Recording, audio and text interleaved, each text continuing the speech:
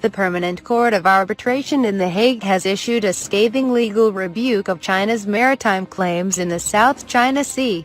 This stunning decision pits the international legal order against the power of a rising China, with significant ramifications for both the international legal system and for the geopolitics of Southeast Asia.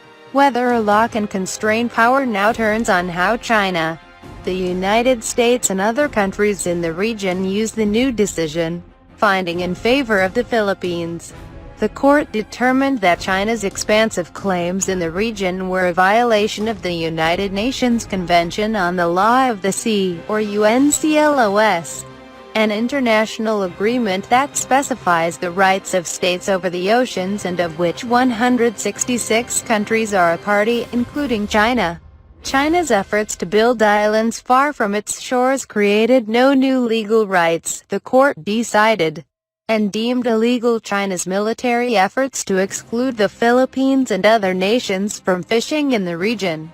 China sought to avoid the dispute, refusing to send representatives to appear in person and challenging the legal right of the court to exercise jurisdiction in the case, arguing that the case related to territorial rights outside the court's powers rather than the maritime rights over which the court has jurisdiction.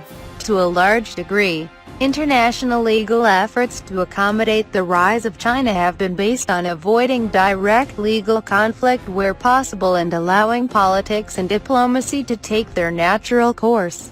Had the court accepted the Chinese position on jurisdiction, the conflict between law and power that now arises could have been put off to another day. The court's findings, both that it has the power to decide the case and that China's claims are illegal, mark the first significant international legal confrontation with a rising China. It is a bold move by the court, one that pits the authority and legitimacy of the legal institutions created by the post-World War II international order against the political and economic might of China. The question now is how both sides will respond. The answer will be more significant than the ruling itself.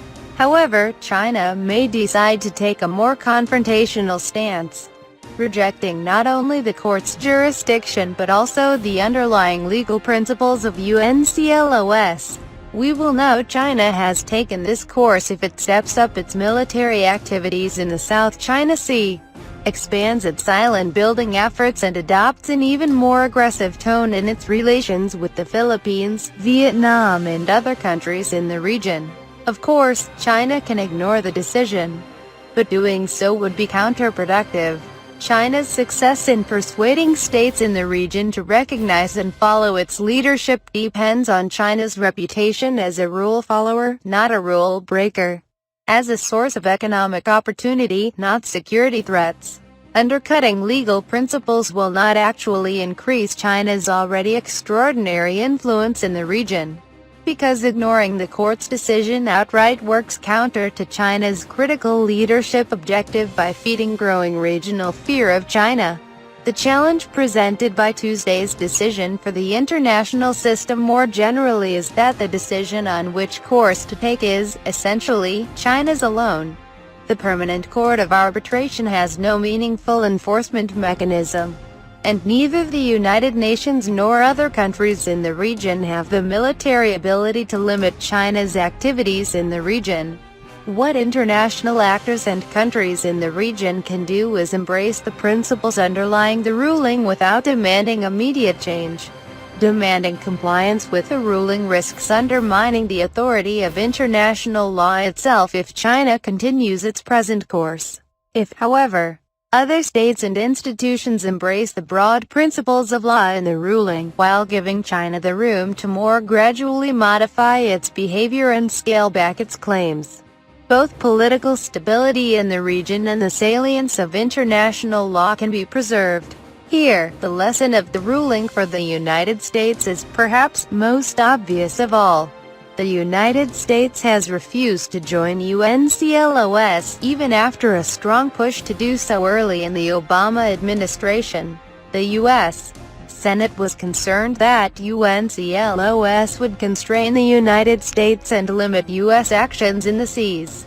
However, this decision shows that international law, including UNCLOS, will be a critical tool not for constraining the United States, but for ensuring that established and rising powers alike operate within a common legal framework that serves collective interests.